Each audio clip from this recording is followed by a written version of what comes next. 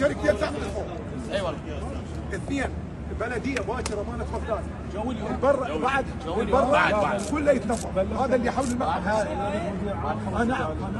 معالي وزير الداخليه تدخل من 20 اطفائيه بس شوفوا تاكدوا. انا ما اريد الناس تجي تلقى مكان وسط. ان شاء الله يا اخي الان تتفاهمون ويا مي يجب ان يتوفر وبكميات كبيره داخل الملعب. لا مو هنا برا لازم الناس تشرب مي. هنا ما يدخل؟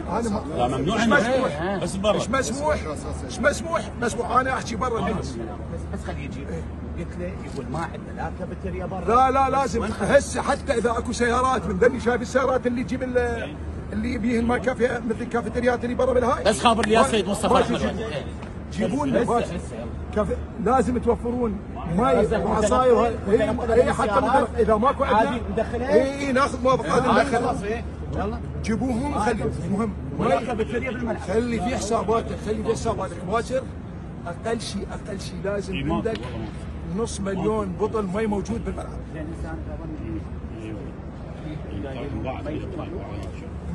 هذا مو احنا. لا شيء. مو احنا خلاص ما نقدر. سفير لا ولا للشعب ولا كل مكان.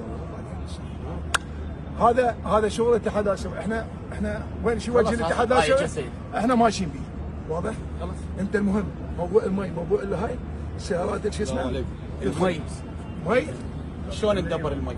مو هو يدبر. لا بس اسمع هو ما له دخل. لا ما له دخل. مدير ملعب راح يسمح له بالدخول. احنا راح نسمح. لكن شوفوا لي الشركه اللي راح تجي تجيب ثاني سيارتين ثلاثه اللي تسوي اكل ولا تسوي لهم عصاير ولا شيء هي مسؤوله عن الملعب عن المي. لان المي ما راح يتنطي بلاش. يا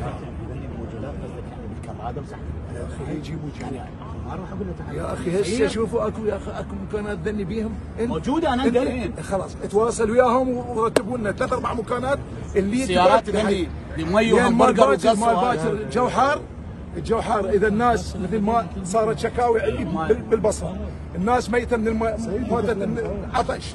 هذا كله ما ترهب. لازم الناس ما يحتاج يتعامل عليها. ما يحتاج خلاص روح اتفق خلاص. هسه اليوم دوله بدها تنظم المباراه مو انت.